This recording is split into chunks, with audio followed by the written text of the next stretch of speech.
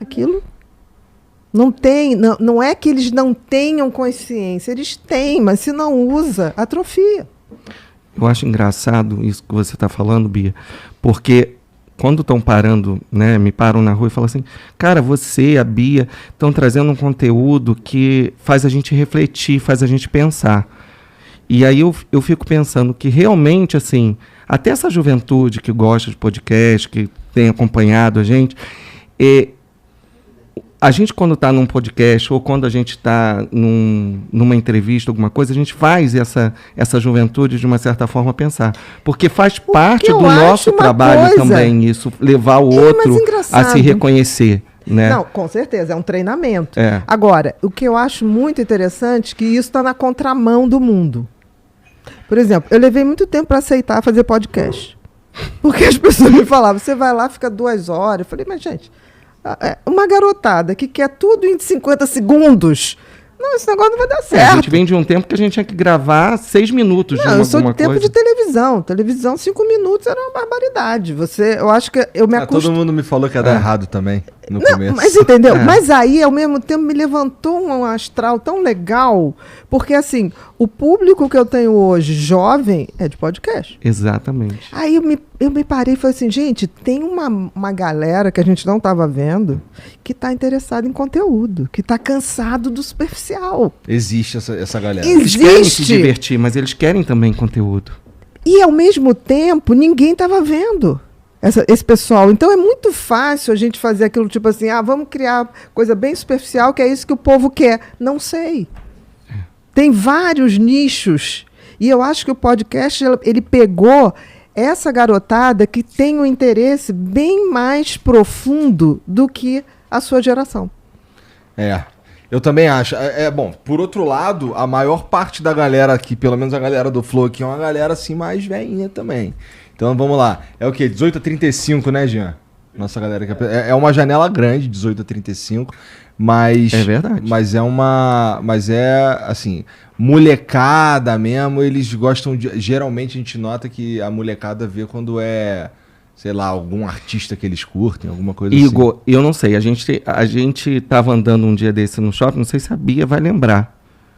E aí veio 2 meninas, uma de 11 anos e a outra de 14. Eu lembro. E elas vieram assim em cima da Bia, como, sabe assim, elas estivessem vendo a Xuxa do nosso tempo, entendeu? E a Bia chegou a ficar, porque a Bia está acostumada a ver aquela pessoa da idade dela, ou um pouco mais 60, né? Porque a gente hoje não pode ficar falando muito... Tem que tomar cuidado. O etarismo. O etarismo, hein? Não pode chamar de velho? Daqui a pouco até a gente explica sobre isso. Mas, e a gente se assustou. E depois a gente ficou conversando e falou assim, isso vem da onde? É do podcast. E isso eu fiquei muito animada. Me deu uma sensação que, ao mesmo tempo que a gente está vendo uma geração de forma superficial, eles estão falando para a gente, eu não sou só isso. Não me compare, não me bote numa manada, porque a gente tem um menino outro aqui lado. de São Paulo, de 12 anos, que esperou a gente acabar de tomar sopa no restaurante. É verdade. E Madrugada. o pai ficou rodando, porque a gente parou de madrugada para comer, só tinham tipo essas padarias, e aí o pai tinha ido fazer compra com ele para alguma coisa. E o pai falou, olha, sinto muito, mas vocês tiveram, eu tive que ficar rodando aqui no shopping. Ele esperou esperar vocês acabarem, porque ele não queria. Para tirar uma foto. E eu ainda falei assim, vem cá, mas teu pai te obriga a ver essas coisas? Ele falou, aí o pai, não, minha filha, ele que me obriga a ver. Que maneiro. Isso é maneiro. Existem essas pessoas, Existem. Né?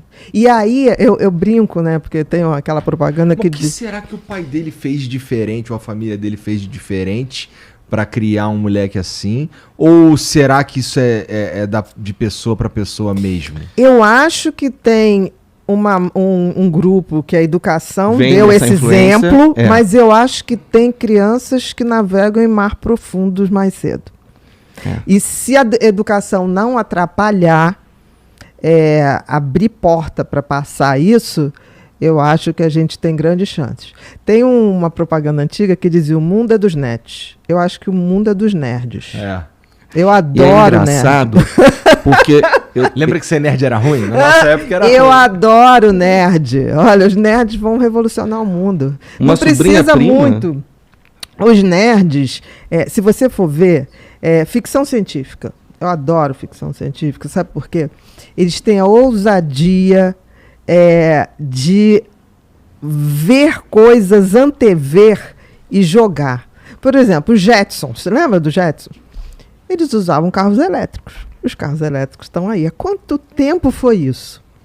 Né? Então, assim, aquele daquela família? Que daquela tinha família. Eram todos carros elétricos.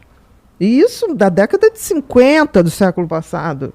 Então, assim, a ficção científica, ela sempre está falando de algo que vai se tornar realidade. Não precisa. 1984, George Orwell, o grande chefe, o BBB, né? O que está acontecendo, ele falou em 1984. E não tinha rede social, não tinha nada disso. Então, assim, tem uma molecada que eles se antenam em coisas que a gente não se antena muito antes. E dentro disso, eu adoro ficções que me fazem pensar assim, isso é impossível. Não acho, não. Eu acho pouca coisa impossível. Quando alguém falou, tipo assim, vamos armazenar informação em nuvens. Isso há uns anos atrás, eu falei, gente, surreal isso, né? Tipo assim, nuvem, tá aí a tal da nuvem. Né? E isso me fez, durante muito tempo, quando eu trabalhava com pessoas com Alzheimer, eu sacava que elas iam perdendo a memória.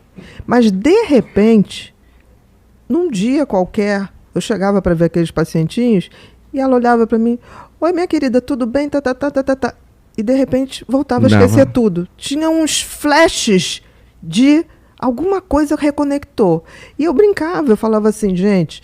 Com certeza quem tem Alzheimer, o problema é o aparelho, é o cérebro, é como se fosse o rádio. O aparelho está com defeito. Mas está ligado a uma genética, não está? Mas tá. O meu raciocínio primeiro foi o seguinte: o que faz conectar e desconectar? O aparelho estava ruim, mas de alguma maneira, aquela informação toda, eu ainda brincava, está numa nuvem. Eu brincava, falava isso. E aí um garoto um dia chegou para mim e falou não assim, apaga, Bia... então, totalmente, né? Apaga, mas tem horas que reconecta. Vai lá. Então, assim, tem uma conexão que é fora, como as nuvens. E aí teve uma vez, há um grande tempo atrás, um pacientinho meu desses nerds chegou e falou assim, olha, já tem um negócio da nuvem que você falou do Alzheimer. Eu falei, como assim? Tem, iCloud. Eu falei, me explica isso, garoto. Ele falou, você não falava aquilo? Então, a mesma coisa, vai estar tudo na nuvem. A gente esquece... De repente, uma foto que você esqueceu, você vai na nuvem e pega. Falei, cara, é isso. Então, assim, é tão bacana ver essas crianças, a gente falar isso, e eles olharem e fixar. Ele lembrou daquilo. Então, assim, eu não tenho dúvida que existe... A gente é corpo, mente e espírito. Não tenha dúvida. O espírito, ele está armazenado fora. Ele está aqui, mas de vez em quando ele está lá. Nenhum conhecimento é em vão. Eu tenho essa certeza. De alguma maneira, tudo que eu estudo, tudo que eu vivo, principalmente quando eu vivo com dedicação, com afeto, curtindo aquele momento, eu sempre digo, estou botando nas minhas nuvens. E eu acho que um dia a gente vai provar isso. O que tu quer dizer com espírito? Eu quero dizer com o espírito a consciência. Para mim, o espírito é a consciência. Tá. Por exemplo, você não consegue ter umas lucidez que você fala assim, cara, esse pensamento que eu estou tendo é ridículo. Você não está fazendo uma avaliação do seu pensamento? Porque o cérebro, ele produz pensamentos. Agora, quem dá significado aos pensamentos? É algo maior que ele. O cérebro é uma máquina. É o rádio. Né? Mas assim, quando eu tenho uma autopercepção de mim, e você está falando aí, quando você falou da geração de vocês, que vocês reparam isso, você está exercendo um lado teu que não é, porque o cérebro está lá. Ele faz uma opção de conexões, uma opção de descargas elétricas. Tá, e daí? O que dá sentido àquelas descargas elétricas? É algo que vê isso funcionar, que sabe que isso funciona. Por isso que eu posso dizer... outro dia eu estava com um pensamento tão fora. Eu falei assim,